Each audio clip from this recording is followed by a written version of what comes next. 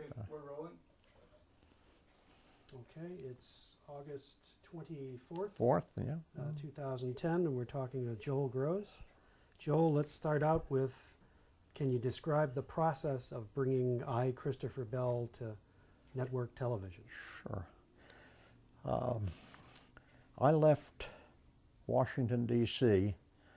in 1955 on a business move back to New York City.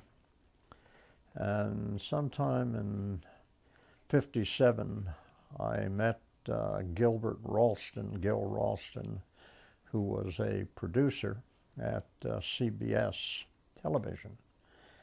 And I had been introduced to Gil by a third party who knew something of my climbing background. And Gil met me under the pretext of taking some pistol shooting lessons, but he sat down and we talked for a couple of hours about climbing and caving and things like that, and gave me his card and asked me if I would meet him at his office the following day, which I did. And we talked some more, and he offered me a job as turned out to be the associate producer of what became I, Christopher Bell, or the I series at CBS. The original name of the series was The Gamblers, and we shot the whole series under the name of The Gamblers, people who took high risks. And CBS decided that Gamblers was too risky a name for a TV show in 1957, so it was changed to I series, I first person singular.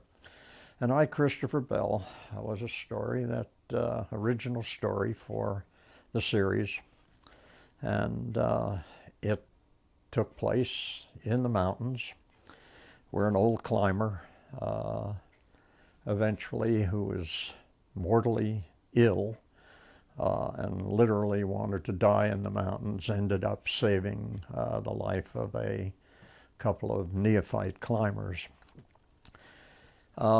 We decided to shoot the picture in Colorado on what was called Twin Sisters, opposite Long's Peak. And about a month or so before the actual shooting schedule, we went out to Colorado to do all the location study, and brought Don Hubbard with me because he was going to be the double for Charles Bickford, who was the star, literally, of the show. And Don Medford, who was our director, and Don Hubbard and myself and our script man went through all of the areas, blocking out the locations where we were going to shoot the various scenes. And that took about a week to get that done. And we went back to New York to get the rest of the cast lined up and do all of the preparation for the film. Incidentally, the Hollybars, Roy and Roy. What was her name? I can't remember. Yeah, Roy's wife. Yeah. They were residents of Boulder, and they did all the costuming, and we had Don fitted up with the same costume that Charles Bickford was going to wear. And that was pretty basically how we started. Now, when we went out for the actual shooting, we knew we were going to need a lot of help with the technical climbing and the support of the people in the field. And I invited most of the PATC rock climbing group to come with us. Needless to say, they were paid. And initially, it was Jane Showaker, Peg Keister, Win Lembeck, John Christian. Gosh, who else came out? The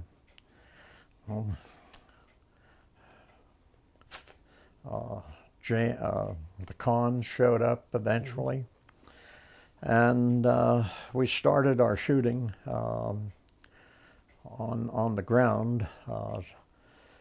The Collibars introduced us to the Rocky Mountain Rescue boys out of Boulder University, and they became part of the group because we were going to need an overhang for the final scene.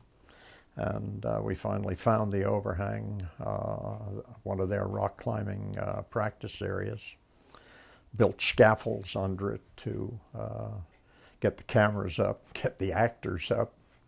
And the shooting progressed. We had several fun incidences during the thing. One of the problems was ticks, Rocky Mountain spotted fever, and stars of the show, we had quite a cast, really. Charlie Bickford, who turned out to be an absolute prince of a man. Couldn't be a better guy to have in a wilderness organization. Phil Abbott was the male lead. Maggie McGuire was the female. We had Lilia Scala, who eventually won she was nominated for an Academy Award for Lilies of the Field. Right. And Carol Stepanek, who was a Broadway actor.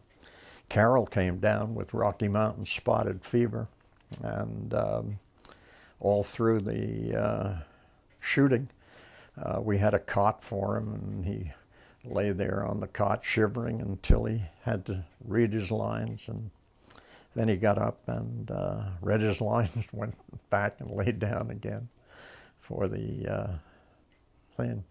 Turned out to be, well, one of the final scenes where the young lady, Maggie McGuire, falls off the cliff and Phil Abbott supposedly belays her, was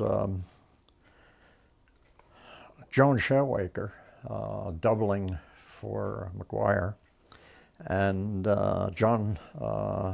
Johnny Reed doubling for Phil Abbott. And our cameraman, who was Ricky Laycock, an extraordinary cameraman who shot Louisiana Story for Flaherty,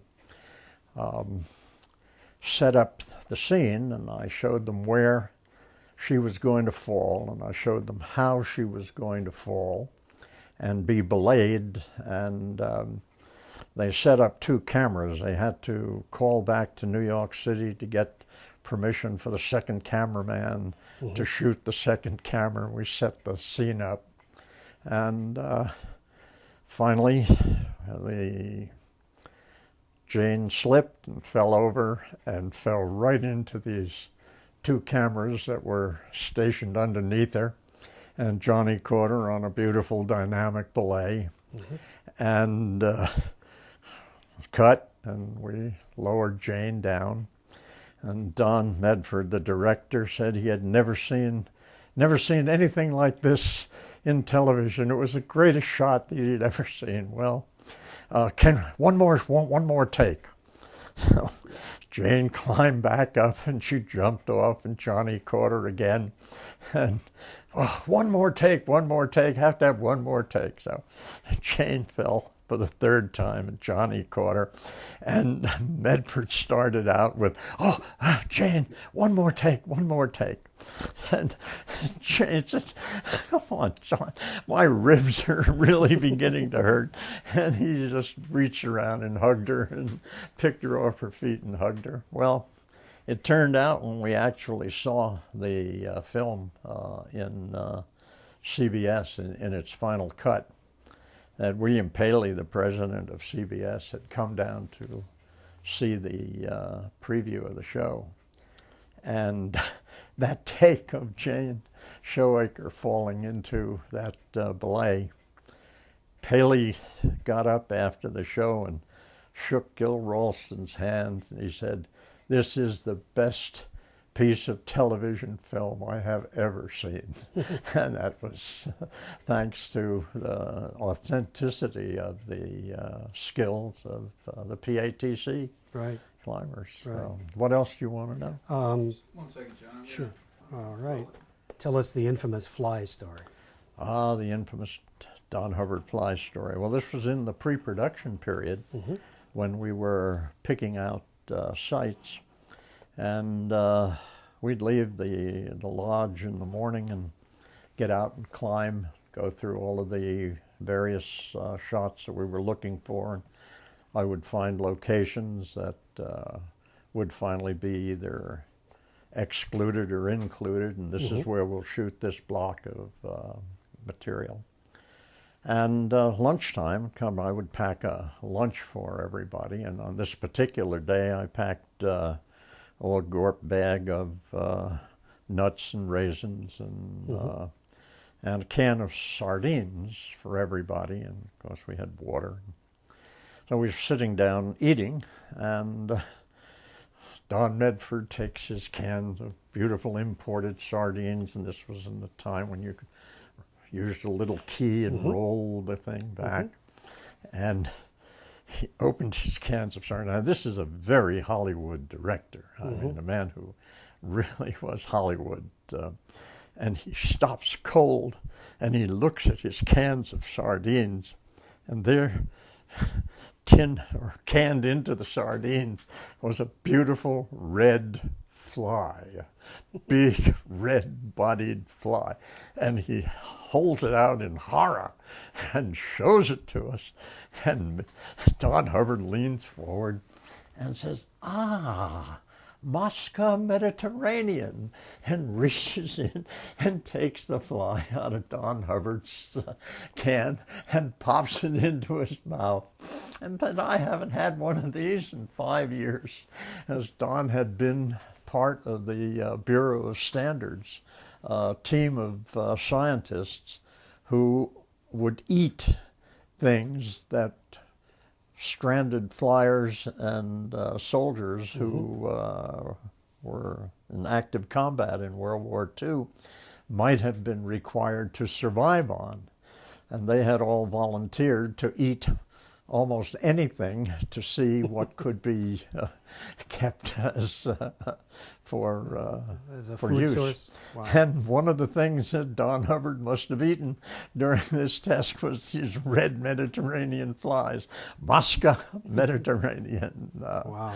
And I'm sure, frankly, that Don Hubbard dined out on that story for many years in Hollywood. Yep, I'll bet he did. Great Don Hubbard story. And Don and Charlie Bickford hit it off just absolutely marvelously. Everybody, frankly, got along well with Charlie Bickford. He was certainly great. But they picked up a real relationship in this show. Yeah. So every time you see Charlie Bickford doing something athletic, that was really Don Hubbard. It was Don. Yeah. How long did shooting take? Pardon me, the shooting took about 3 weeks. The last scenes of the show that take place up on the mountaintop was kind of interesting because we had to pack all of the sound gear and all the camera gear and all the cast and all of the technicians, all the cameramen, assistant cameramen, sound people, and all their stuff, up to pretty high, about 11,000 feet, I guess, on Twin Sisters. And we got a nice spot where it was all going to be, the final scene was going to be shot. Facing out, the background was Long's Peak. And I was sitting there waiting for things to happen. I was holding my ice axe. And I've never felt or anything like this before. I was just holding the ice axe, and it began to buzz and hum. And I put it up to my ear, and it was humming like an electric razor. And I realized what was happening. We were suddenly going to get hit by the mother and father of all electrical storms. And I jumped up and got everybody down, got everybody sitting low and behind rocks, made sure that they weren't sitting in any area where water would flow. And in minutes, we were just thunder, lightning, crashing around us. Lasted for about 20 minutes, then it all blew away, as they usually do. We got up, but what had happened, and we didn't realize it at the time, that it had wiped out the sound equipment completely. And the entire last scene of Bickford and Abbott and McGuire it was completely silent. We had absolutely nothing on sound. And Mickey Rich, who was Buddy Rich, the drummer's brother, was our sound man on that show. And he he thought he had sound. We got back to the studio and it was absolutely silent. And so Gil Ralston, our producer, got the cast back together, and we did a voiceover for that final scene in the studio, and that's the way we saved the rest of that picture. I'll tell you another funny little story on that thing. There's a scene in the picture where Joan Showaker is hanging after she fell, and the scene is from above, and we rigged up a tripod and over about a 4,000-foot drop, and lowered Jane down, and it just spun her around, and the cameras, matter of fact, we had a camera on the rope, and it was spinning around with Jane. But Peg Keister, who was certainly one of the rock that the whole PATC climbing group was built on, great climber, wonderful person. If you ever wanted to have a better second on your rope than Peg, you couldn't ask for better. A year or so before that, Peg, who had a PhD in entomology or something, was up at an entomology conference up in Philadelphia. And they were at a hotel, about on the third story of the hotel, and there was a little balcony out there. And people were talking around, having a drink. And Peg walked out on the balcony and was hit by vertigo. And she practically fell down from the attack of vertigo that she had on this balcony, just looking 3 stories down on a Philadelphia street. And she crawled back into the hotel room. And while she never mentioned it, she was totally paralyzed with exposure from then on. She simply could not take exposure. And she never mentioned it. And I had her scheduled to be the double for McGuire at that point. And we hooked her up into this harness and this tripod that we lowered her over this 4,000-foot drop, and poor Peg just absolutely went. We hauled her back in, and we couldn't figure out because she had just totally collapsed. And we the girls all hugged her, and nobody knew what the problem was. And so we switched Jane into her spot, and that was strange. It's never have been able to, but I guess those things can happen. As when you're in a building, often suddenly exposure can bother you, whereas it didn't on a cliff. Well, I have found the same thing, frankly, looking over the end of a 20-story building. Looking off the end of a good piece of rock has never bothered, but I certainly can recognize. Did she ever get over the vertigo? No, I don't think she did. She continued being active in the climbing group, and eventually got married to Pete Peterson, one of our founding climbing members, and they retired out west somewhere. But I don't think Jane really ever climbed again. Wow. You know, on another situation, if you want to Sure. divert Go ahead. for a moment. Go ahead. We were in Schoolhouse Cave with the whole crowd. And we'd been down in the cave for a day and a half.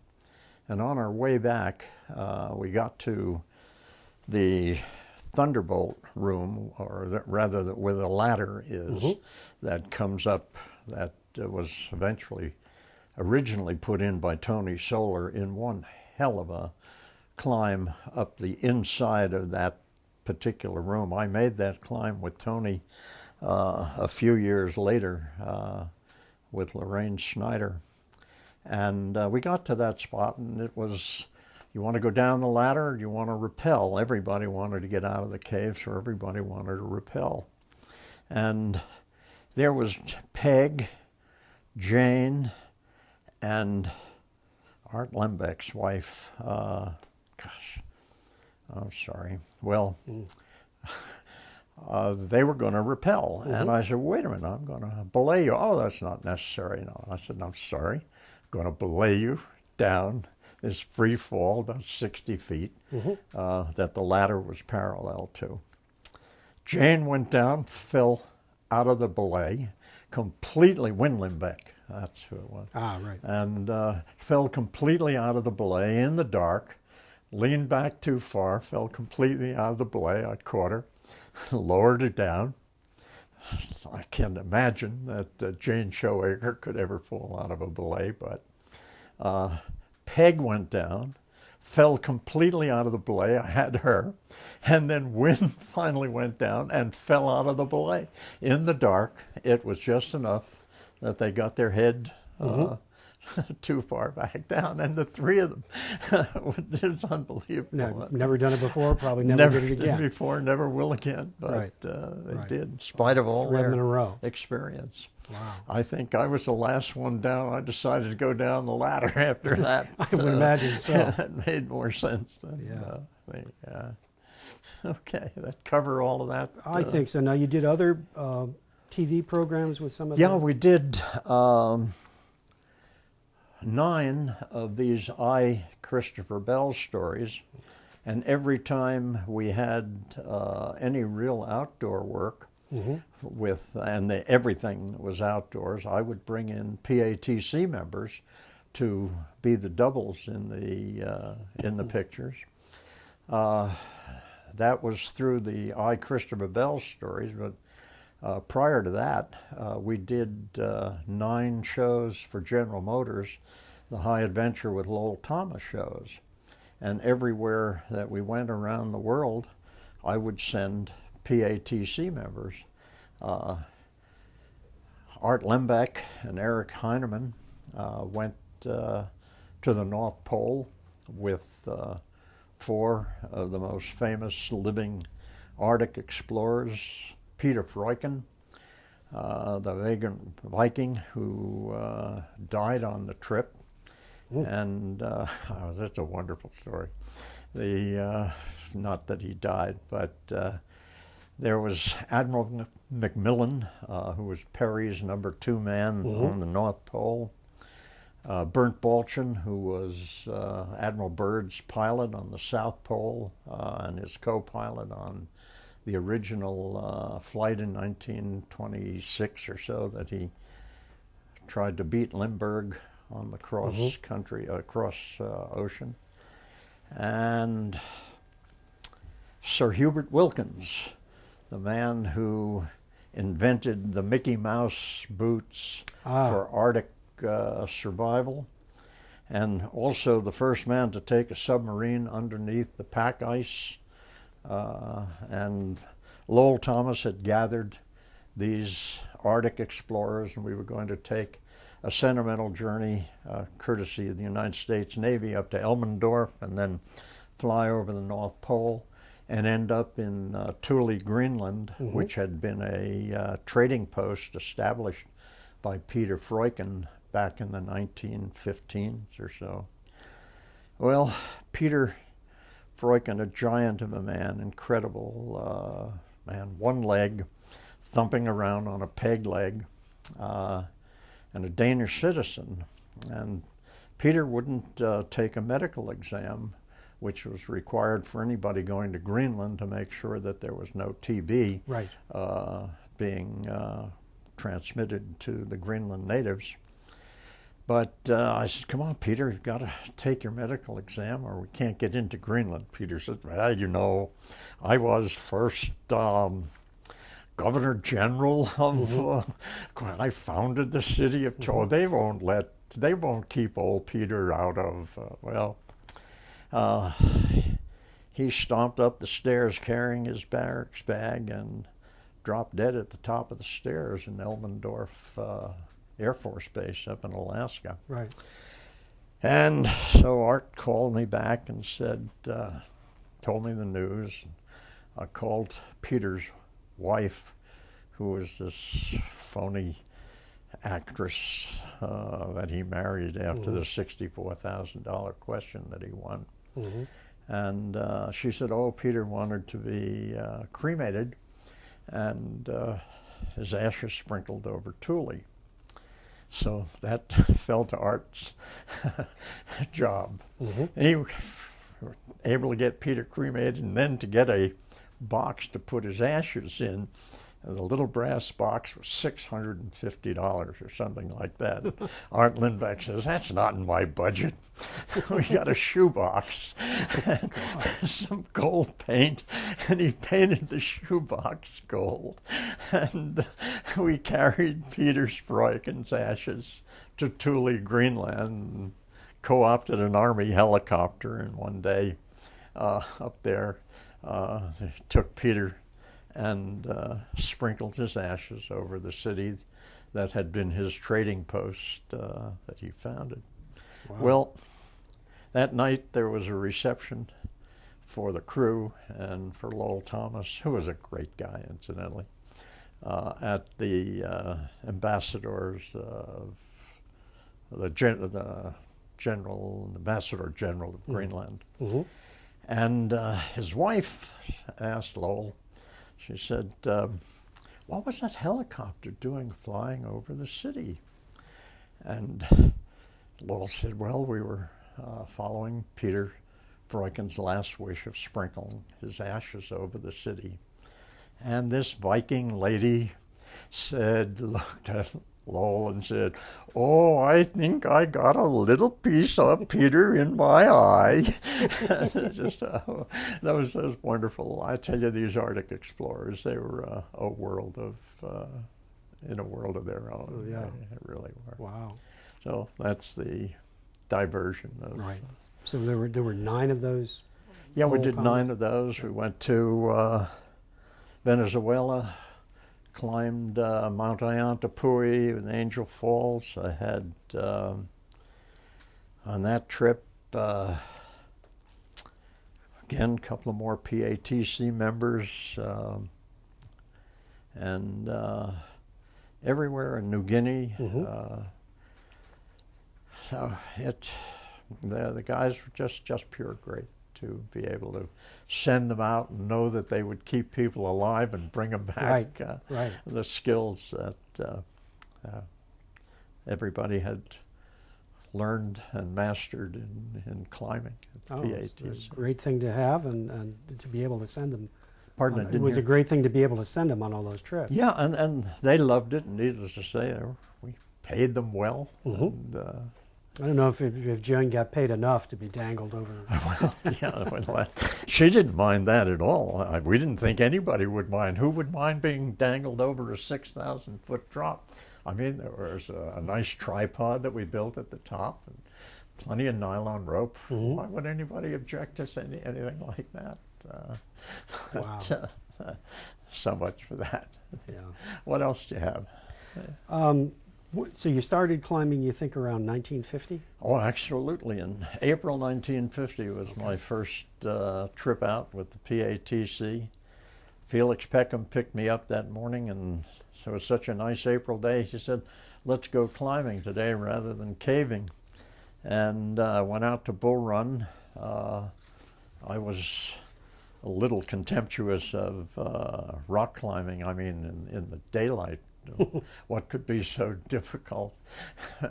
We were big cave climbers in those days, and it was an incredible trip. Met everybody that we all became fast friends with for the next 15 years. As Ray Moore, Tony Solar, Paul Brott, Frank Sauber, gosh, Jane, Peg, Johnny, all of I've lost track of everybody who was on that trip that day, but on the way home, before we broke up down at the parking area, Ray Moore said, everybody to my house for spaghetti dinner. Called Susie and told her I'm bringing 30 people for dinner. And that was pretty well standard for Ray and Susie Moore.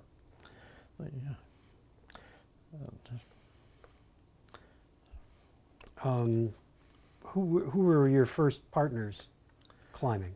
Well, we climbed with everybody. I think Peg Keister taught me to belay. We climbed with Jan and Art, Arnold Wexler. Oh, don't forget Arnold Wexler in there. Don Hubbard.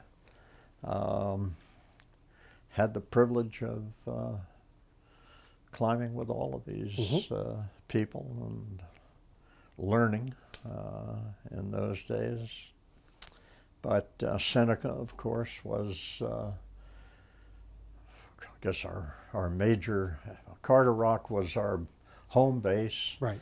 And Seneca was where we went. And if we got down to Seneca and the weather was bad, then we all went caving instead. Sure. And there were tremendous appreciation down in the Seneca Valley.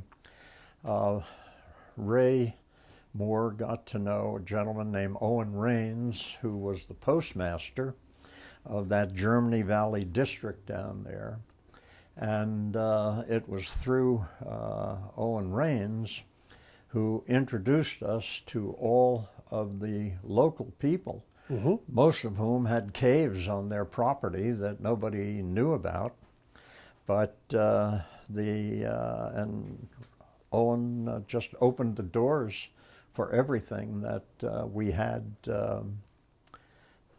access to down there. And once a year, Owen and the church that they belonged to would host a picnic for us. And all of the climbers would come down, and all the local folks would bring all the wonderful food. And then in the fall each year, when the trips came back from wherever we had gone as individuals and groups for that summer, Owen arranged for a slideshow of the slides that we brought back. And this was at a camp meeting ground just outside of mouth of Seneca, down there at the an old tent meeting ground. And hundreds and hundreds of the local folks from the Germany Valley would show up, all dressed. Ladies were all dressed in their formal dresses. Gentlemen all wear their suits and ties. And we would put on slideshows for them from the various, if somebody went, if Eric Heinemann went to the Himalayas that year, or Andy Kaufman went to the Himalayas, or we went to the Tetons, or people went, and it was just a wonderful sort of melding of The people down there were just wonderful. Yeah. Armentrouts, The Armentrouts, yeah. Yeah, the Armentrouts owned that restaurant down there, and they also owned that whole piece of the bank of the North Branch of the South Fork, which was our campground. And whenever we went to Seneca, we would go on to the Armentrout campground. We thought it was ours. Right. God, the year we came back from California, what year was that? 1961. I gathered my family and we drove down to Seneca, and we got to Armentrout's campground at about 10 o'clock at night, and the restaurant was closed, and I just drove down the lane. There was a fence up and it was closed. Well, I just opened the fence and went in. Didn't find out until the following day that the Armentrouts had now closed that place to anybody. Can I take a break for a minute? Yeah, let me just take a Whoa. Yeah. Yeah. It was the 70s that we went camping. It was 62 when we came home from. I know, but I I'm sorry. You're going to have to unplug me. video. Thank you. Whoa. Andre, would you open the door? I think maybe our cat would like to come Sure. in. What's that? One of the other actors that Dad worked with on the I series was Basil Rathbone. Really? Had again PHEC members on the Basil Rathbone show. Are you ready? Yeah, why don't we take that from the top? If you Okay. could just start. Okay. Sure thing. Want to ask a question? Sure. Which show was Basil Rathbone on? Right. One of the I series, Basil Rathbone, we decided to shoot a Rafifi with a whole sequence of all of the action of the show, absolutely silent, no dialogue. And this was a story of a jewel theft from a pier in New York City. And the jewel thieves, since this was a Gil Ralston production, the only way the jewel thieves could get into the show was to rappel in through a skylight from the roof. And I was the rappeller. And I set up the famous de Joly ladder. Are you familiar with the... No, I'm not. What is it? Famous French climber, cave explorer, Robert de Joly invented this very lightweight roll-up aircraft cable and aluminum tubing ladder, which he brought over in the 1940s, and we took into Schoolhouse for the first time. But so we had the scene set up on the pier of this was the thieves were to come in by boat and then to climb up on the roof of this pier and go through a skylight, come down into the pier at night and break open a safe and steal the jewels.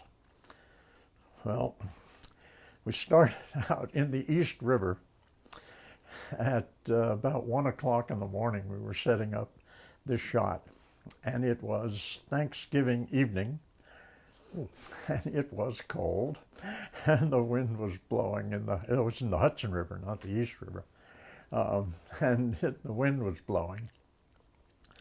And I had chartered this pleasure craft, and all of the criminals, Richard Jekyll, Basil Rathbone, the guy who played Lenny on the waterfront, oh boy, and a comedian named Dave Starr. All of these people swore to me that they were good swimmers because they were going to go into the water. Needless to say, Dave Starr went in the water, and in the water at 1:30 in the morning announced that he really couldn't swim and he popped his emergency vest, and we went and had a full rescue in the water. And then one of the PATC members, I think it was Dave Siegel, who stepped in for him for that scene. But there's this marvelous scene in dock where all of the criminals are all in their wetsuits and their masks and their flippers. And Basil Rathbone goes to each one of the crew members and checks out his equipment, and then turns and has his close-up directly into the camera. And Basil Rathbone is wearing his diving mask, and he directly into the camera, and this is what we see. This is marvelous, great nose of Basil Rathbone bent completely at right angles, squashed up against his diving mask. Well, needless to say, that went into the outtakes, but the thing turned out to be such a total disaster trying to get these pardon, Hollywood actors, thank you, babe,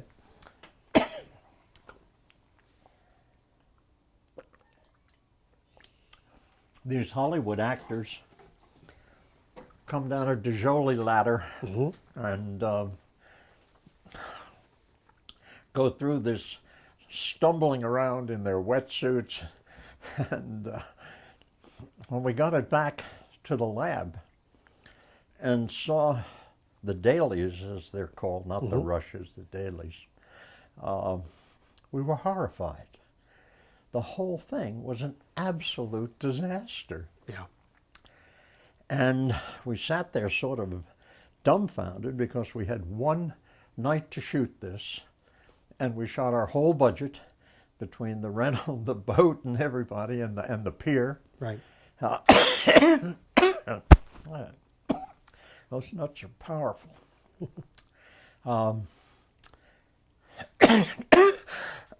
I'm sorry.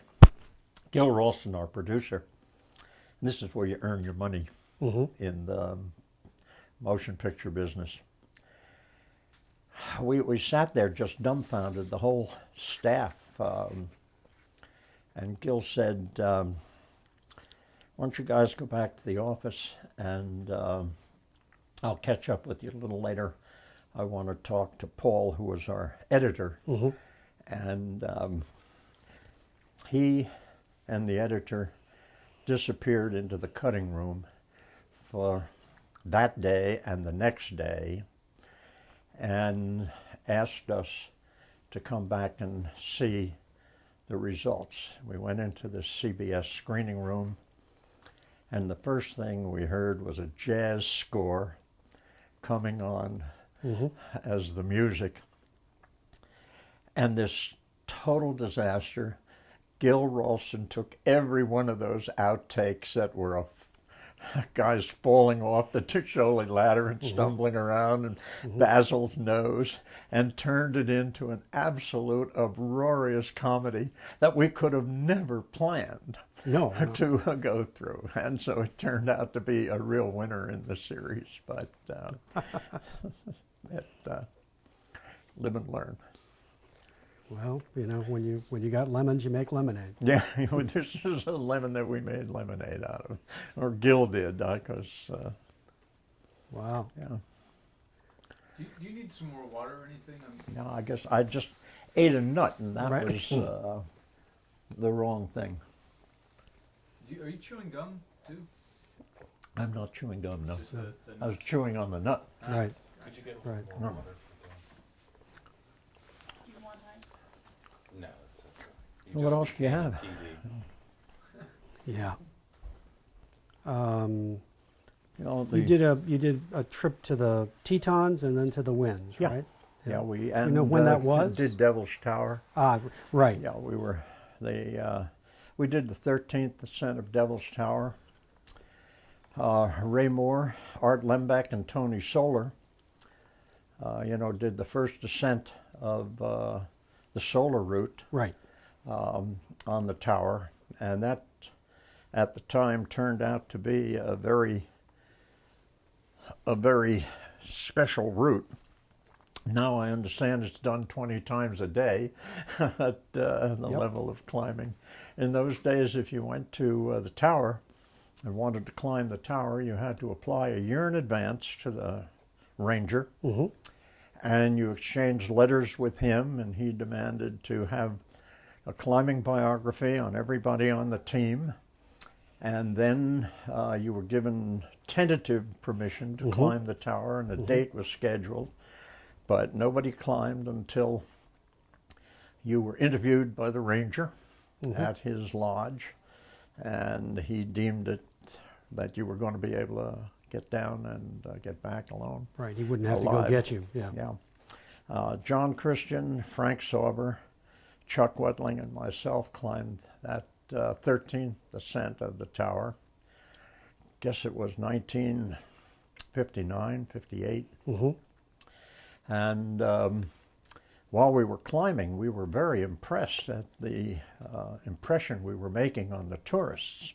I'll bet. Because hundreds of cars would stop continually, and people would get out of the cars, and while we were climbing and looking around, we could see them taking pictures, and we were very impressed that actually what they were doing was stopping at the prairie dog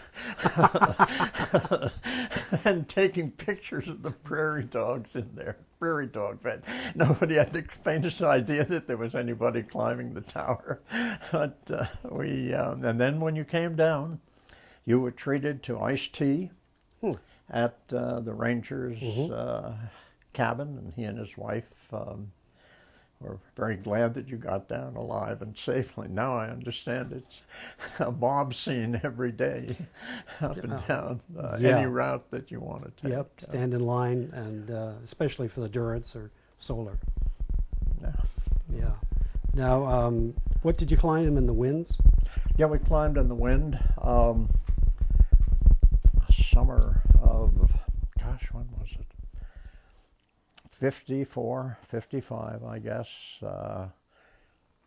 Frank Sauber, Chuck Whittling, Keith, my wife's brother, and my wife Jean, who incidentally I met at Carter Rock, and all the kids in the family spent most of their lives either sleeping in mountain tents the first 5 years of their lives, or walking around at the base of the cliffs. So it was kind of active. And you met up with Brad Washburn? Yeah, we met Brad Washburn and his party of students in the wind that year.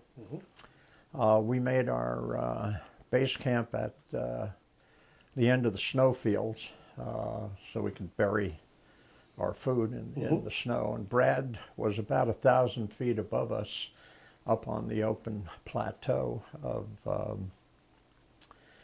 and our first day climbing was pretty severe because we had just come from sea level, and by the time we were staggering down late in the afternoon, here was Brad Washburn and his whole bunch of students from his college that he taught at. And they were holding PATC cups and tin cups full of what they described as Wind River Dairy Queens. And they had made up this concoction, saw us coming down. It was a great revival for us to get back to base camp. I'll bet. Yeah. And there was nobody else in the wind? Nobody, not another party in the wind that year. This was probably the Cirque of the Towers? Oh, yeah. In the southern winds. Okay. Picked out one on the ridge, one particular high point that had no name, and we named it after our youngest son, who was very blond at that time, and we called him Lemonhead, but we didn't want to name the spot Lemonhead, so we changed it to Elmanhead. So if you're climbing the Cirque, you'll pass our cairn at Elmanhead. Wow. The Seneca Right. was Columbus Day. Right. Wasn't it? Right.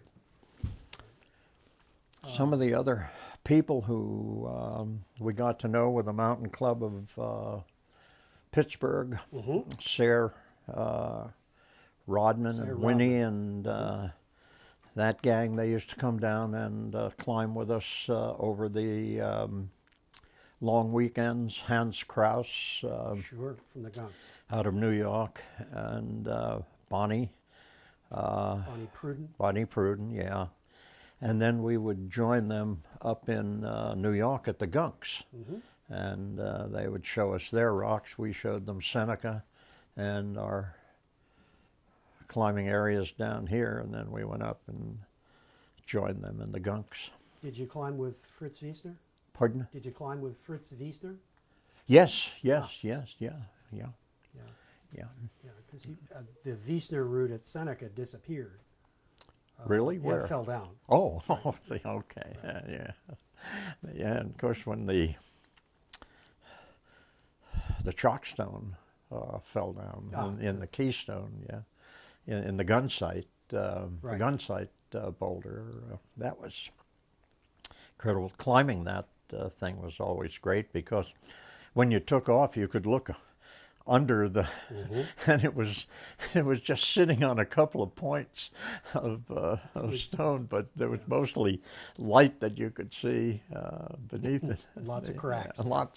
Big open spaces. Yep. For the first years that I was climbing down at Seneca in the 50s, we spent half of our time clearing off the iron from the 10th Mountain that they had used as their training station during the war. As a matter of fact, I've got a pile of 10th Mountain hardware here that some of the stuff that we used for years, and some of this stuff is definitely from the old 10th Mountain recovery that we pulled off of Seneca.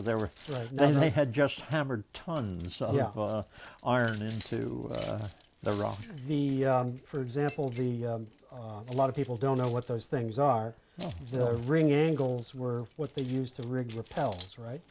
Well, we used them to protection. safety climb, and no longer are these type of things used Ring now. wafers, right? Yeah, we now use, well, I guess I shouldn't even say we, because that's past, that whole technique of using wedges is after my active climbing days. My son was very active in the wedges, but this was basically the hardware that we carried. Right. Didn't the 10th Mountain do the part of the assaults at Normandy? Not at Normandy, in Italy. Yeah. River Ridge. Yeah, they were on that Casino Abbey. That was where they took their heaviest losses in the attacking of the Casino Abbey in the Italian campaign.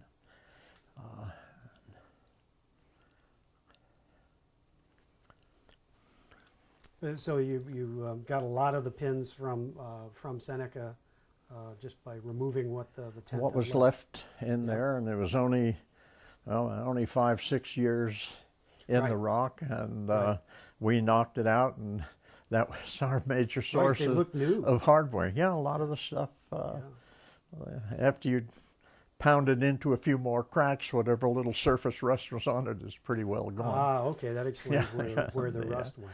Yeah, the rust went. Yeah, because those have just about disappeared now. I'm willing to bet a careful search of that north face, not the south face, you'd still find some iron up there. They're still around. Yeah, they're still around. A little worse for wear at this stage of the game, because that was 1950, and that was only 5 years after the 10th Mountain had been training there. Yeah. Where did you get most of your climbing gear?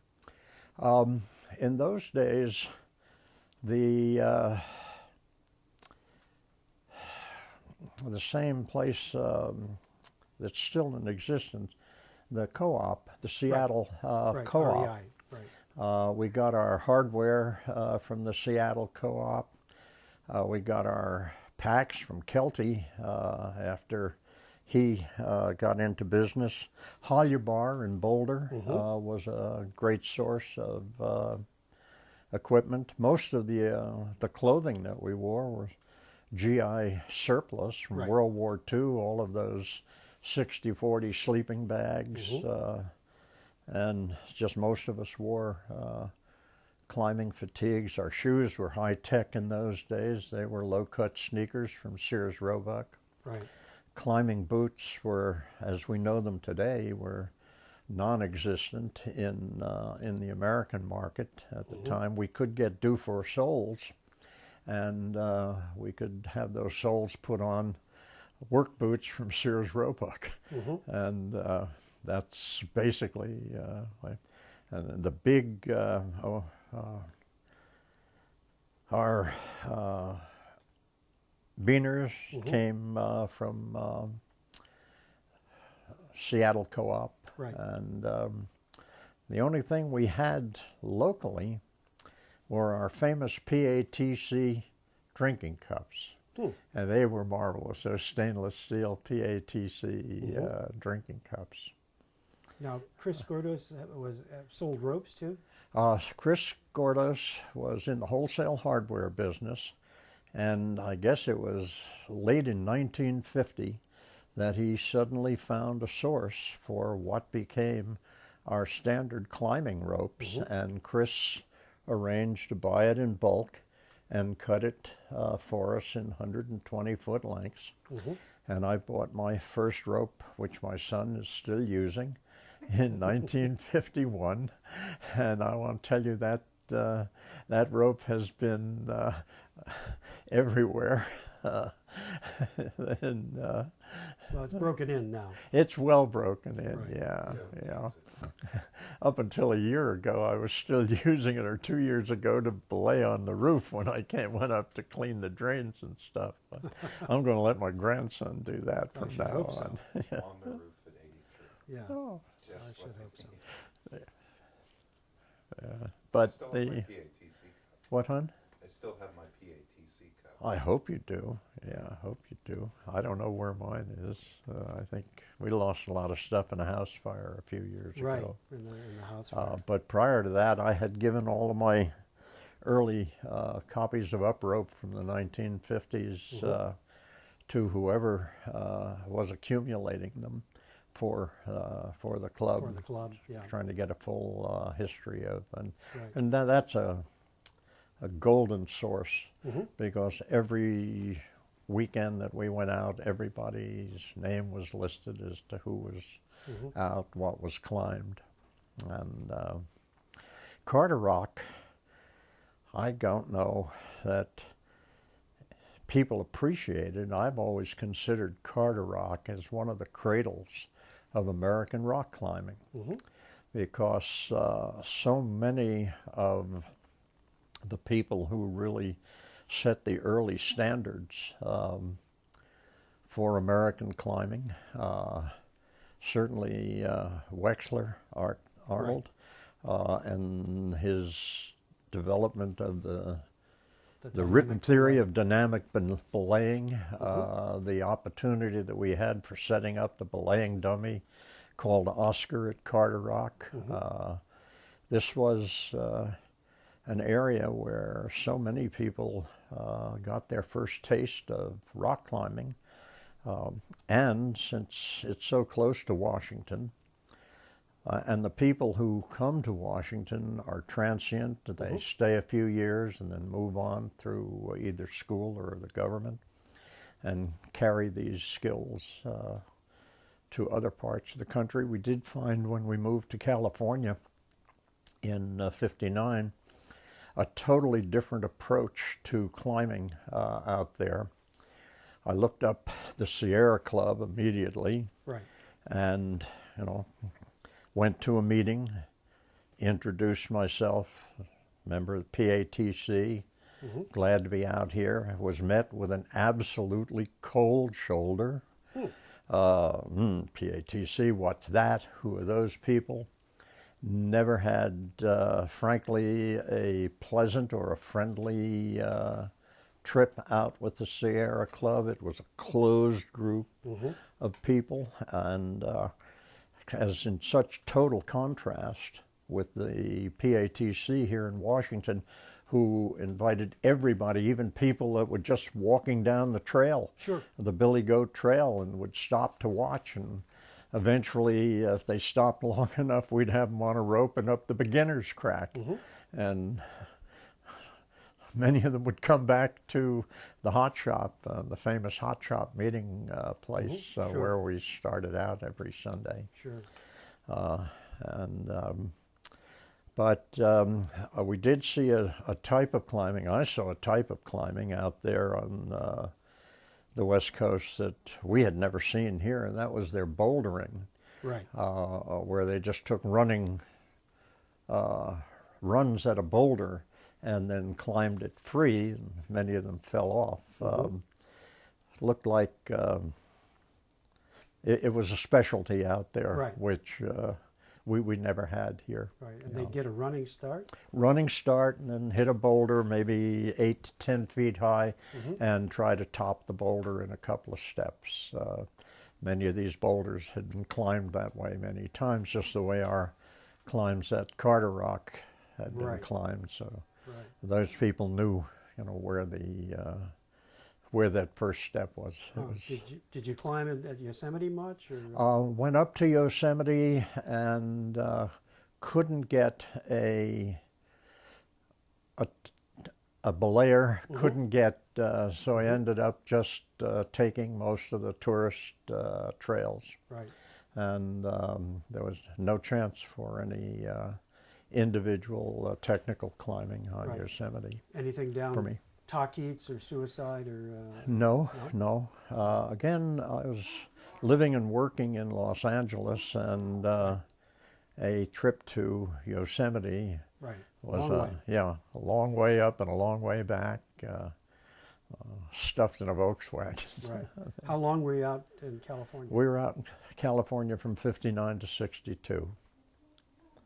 And then came back to the area.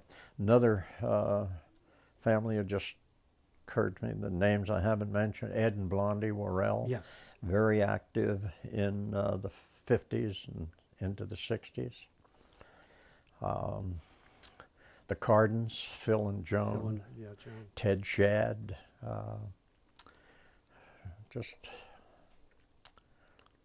Why do you think climbing was important to you? To me personally?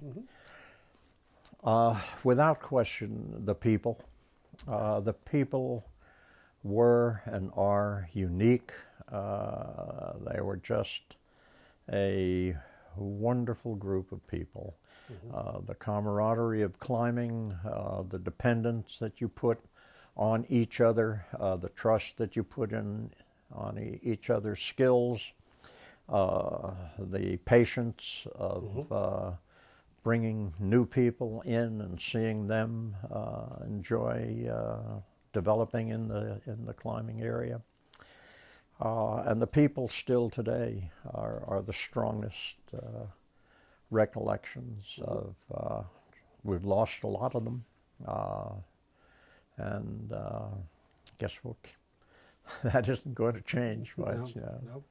Nobody's figured a way out of that. No, there were, not only was the climbing fun and a challenge that we all enjoyed, but then the evening campfires and the singing, and we sang a lot of songs till late at night.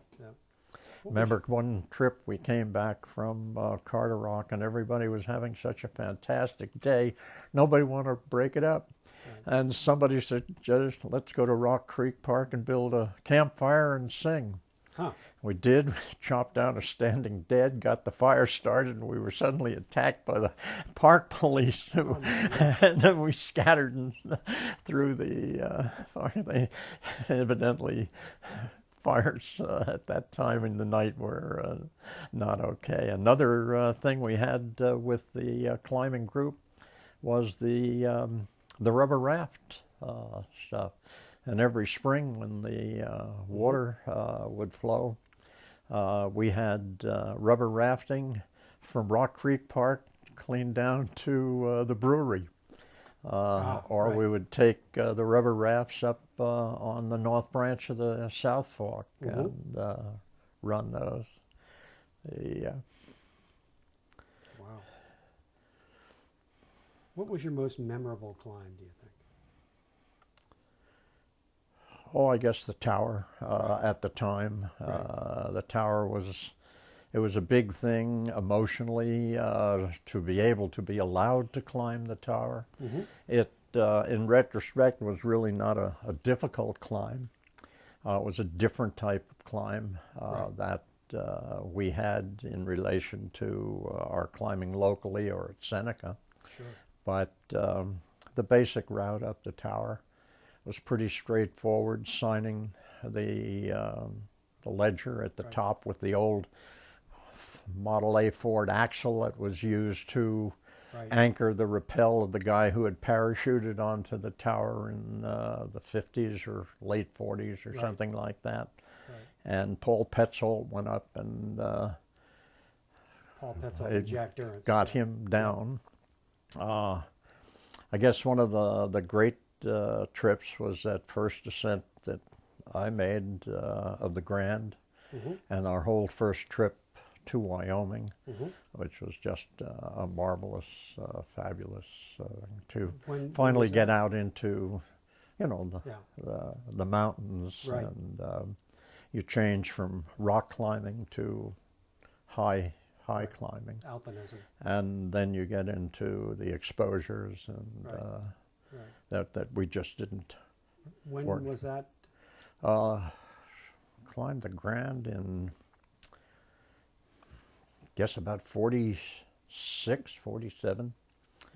And matter of fact, I made the cover of True magazine with standing on the top of, there it is? Was that True magazine? Yeah. I guess so. Where'd you find that, hon? Wendy brought it down. Oh my. That was part of some of the things that a PR thing for the I-series. Right. I think you said you climbed the Grand in 47. It would have been 57. It would have been 57. 57, Oh, no, wait a minute. I climbed in 47. This was 57. That was 58. That was the magazine. But when I made the climb, it was an old picture. I'm just saying, you certainly didn't climb the Grand Tetons a year after you got out of being a pilot. No, 57. 57. 47, 48, when 50, 53, 54. Thank you for straightening me out, losing all track of time. Sure. In the 40s, I was still in college, of course. Okay. Right. The only thing we did was caving and did those 2 attempts at Schoolhouse. Never appreciated at the time that all of the deep caving that was done in West Virginia was all done by the PATC, and all of the routes were laid in by PATC. Didn't appreciate that, or didn't know. Didn't know. Yeah, right. Right. Can you think of anything else? No, I don't think so. Did you ever eat at Trav's? Pardon? Was Trav's open? Or was the beer place? Trav's. Yeah, it was Trav's. Yeah. I don't think Trav's that was right next to Glen Echo. It wasn't called Traps in those days. Yeah, I don't think it before was. that, Yeah, it had an earlier name in the 50s. And there was a different place called Tui's. Well, it's just up above Glen Echo. Right. And of course, in those days, the only way to get into the climbing area was to go up the swinging bridge up there by the restaurant, cross the swinging bridge, and then hike down the towpath. It's not set up the way the Park Service has brought in the parking area and the rest stations and everything else. Getting to Carter Rock was So there was a trip. swinging bridge by Glen Echo? Yeah, no, north. It was up by you had to go above. Above Carter Rock. Yeah, way above Carter Rock. What was the restaurant up there? That was the Old Anglers. Old Anglers Inn. Anglers Inn, Oh, okay, right. okay. And the swinging bridge was just below, just south of Old Anglers Inn. We Sure. would cross there and then walk down the towpath till we get to the Carter Rock. Okay. And of course, Herb and Jan and their songs that have become, I guess, standard climbing songs all over, wherever people are still climbing and singing. They're still singing Jam Crack Joe and some of those verses that Jan Kahn wrote. Saw Herb and Jan in at Kahn Cave the year we came back from the tower, and they were living in this dugout cave, and Jan and Herb were making a living doing leather carving at that point and hand tooling of belts. Everybody had to have a belt that Jan and Herb made, and got one around here somewhere. It doesn't fit much very well any longer, but while we were at Jan's and Herb's cave, their nearest neighbor arrived, neighbors, husband and wife. And here was a kid about 6'4", wearing skin-tight jeans and a skin-tight Western shirt. And they were living in a hole that they had dug at the moment, because they didn't have a roof, but they dug a hole. And they had a ladder, and they had 2 children. And when they wanted to go visiting the Kahns, they just left the kids and the dog in the hole, pulled up the ladder, and came in to visit the Kahns. And we got to talking on, in those days I was in the firearms business, and we got to talking about guns. And this kid in this skin-tight outfit says, "Oh, you're interested in guns?" And he reaches out, pulls out a 6-inch barrel 357 Magnum and opens a cylinder and passes it to me, and I admire it and hand it back. Then he reaches into another invisible pocket, and he's got a .45 automatic. And I had about 6 guns somewhere on this skin-tight outfit. Never had been able to figure that out, but they were just spending the summer in the hole out there in the Badlands of North Dakota. Yeah. Did you ever run into the Chenards? Sure. Oh yeah, we bought hardware. Certainly bought Chenard hardware for the CBS series. Because in those days, by that time, we could afford buying hardware. So I equipped everybody out of Hollybar and Chenard and Kelty, and yeah. Wow. Fun. Well, I think we've got quite a bit. I have all that uprope. Oh, you do? I have everything you gave me. I've got all of the uprope magazines you gave me. I also have some vintage footage, some 16mm footage of Carter Rock. There's that beautiful picture of Frank Sauber being pulled on his butt all the way across the ground. Oh yeah, from the Oscar. Yeah, that was not surprising. Huntley Angles. I think Huntley Angles made the wildest move. When you took the first time you tried to belay Oscar, nobody was really aware of just what that was only 150 pounds, I think Oscar was, in a free fall of 10 feet. And there was a couple of pegs driven into the ground and a 4x4 that you could brace your feet with. And Huntley Angles was absolutely, I don't think Huntley weighed 110 pounds, but he wasn't going to brace his feet. When Oscar hit him, it picked him up, and he sailed through the air and landed out at least 6 feet away from where he started. Next time he tried Oscar, he braced his feet. we had some extraordinary caving things that were put in. You know about the extraordinary ladder that was put in to Sheets or Cass Cave by Ray and Tony. By Ray, right. This ladder was 116 feet long. Wow. Now, it was made out of wire,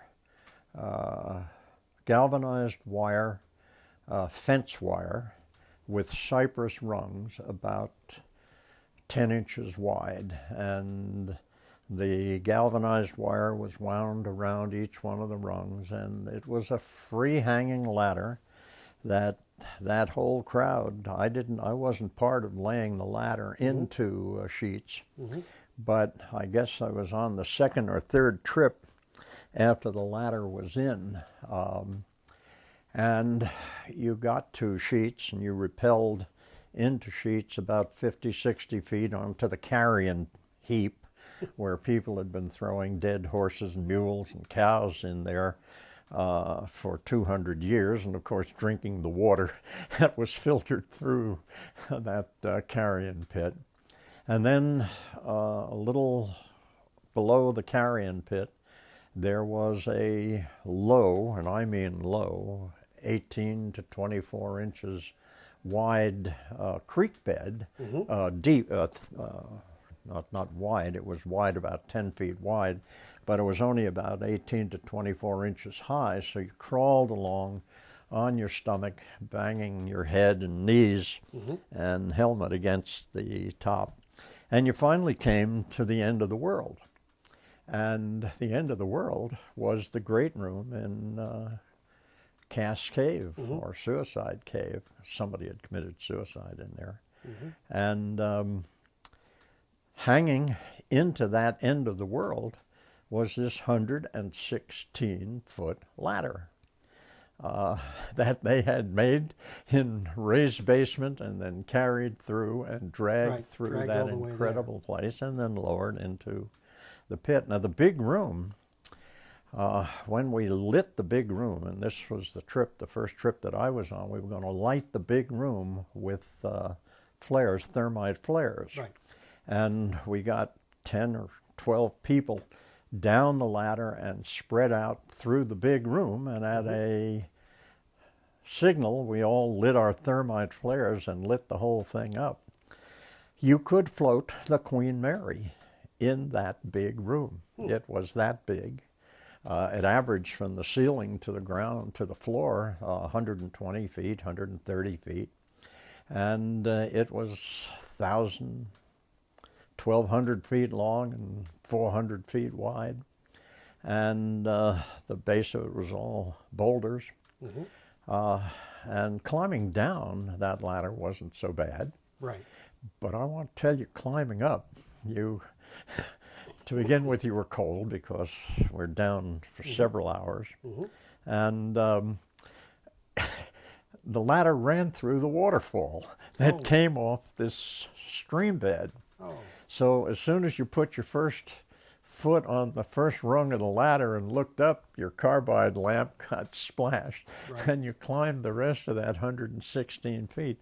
116 feet, you know, it's an 11-story building. Right, in the dark and in wet. The dark, in the wet. And it was a long, long way up, not so far down. But the first man into the Cascade Pit was Ray Moore when they investigated it for the first time. And Ray Prusik out of the Belayed by Tony. And that's when they decided they would build a ladder and explore the place. And we explored that cave over several years. Huntley Engels decided that he was going to find the back entrance into Cass, and he finally did. None of us know where it is, but Huntley kept a record of where the cave was. We had it surveyed. Right. So he started at what we knew was the end. One of the most interesting things about the cave was at the bottom where the waterfall went, The waterfall went under the big room and back in the same direction that we had been above ground, and now became a pool. This crazy crowd of people went siphoning with scuba gear, and we got back into those rooms probably about 150 feet, and we finally decided that was far enough Pushing your luck. to be that far underground and that far underwater. And so we never did find out really where the water source went, but we did get back about 150 feet. Wow. Crazy. Just one remembrance. Tell us the time you broke into the commercial cave. Yeah, but that was long before PATC. We were caving up in New York State, above Albany, and there was a commercial cave up there. And we got into a cave, again landing on a carrion pit, and then working our way through, and finally broke through after many hundreds of feet through the cave into a very large grotto. And we were sort of sitting down there eating, and suddenly the lights came on. And we had found ourselves into a commercial cave, and they didn't turn the lights on until they had a party coming through. So we were sitting up there, and this party of tourists came through with the cave guide, and suddenly he looked up and saw 4 or 5 of us sitting up here on the rock. It gave him quite a shock. And so Not part of the tour. Not part of the tour. No, that was not part of the tour. The lights coming on. Yeah, the lights came on. It was lovely. The lights came on. Another crazy thing happened up there. We heard about a cave that had been used as a dance hall in the 1880s and the 1890s. It was a big open pit cave with a gradual walk down through, and then a couple of 100 square feet room at least, with a high ceiling. You could still, and it was cool. And some entrepreneur built a dance floor there. And through the hot summers, long before air conditioning was invented, people would come to the cave in the evening, and a band, and there would be picnics and a dance floor. And we went to see the place. The dance floor, of course, had rotted away many years before. We went to see the cave, and the owner of the property came up, and I guess I was in charge of the trip at that time, and he said, do you know anything about a water witch? And I said, no, sir, but we have a guy here who does. He's good with outboard motors. And the guy said, I don't mean an outboard motor. I mean a water witch. And, a divining rod. No, sir, don't know anything about it. He said, we had a guy here walking on the surface, and he actually had never been down in the cave, but had walked the whole perimeter of the cave with his divining rod. Isn't it a dowser? A dowser, yeah, a dowser. And then he walked a little further, and he said, here's where the cave really is. And the guy says, there's no cave down there. I know this. I've owned this property a 3rd generation. And so he told us a story, and we went down, and lo and behold, found 3 and 4 and 5 times the size of what he had known about. But this guy with the dowsing rod had picked up, and he said, there's a lot of water down there, and sure enough, there was a lake down there. Kind of interesting to stumble on something like that. Wow. That was, of course, one of the delightful things about spelunking is that 100 miles from New York City, you could go where no human being had ever walked before. And that was kind of exciting through college days. Still is, I guess, for a lot of people. And, where were you in college? Columbia. Yeah. GI Bill. Yeah, GI Bill, you bet. Yeah. Well, I think we got quite a bit. Good.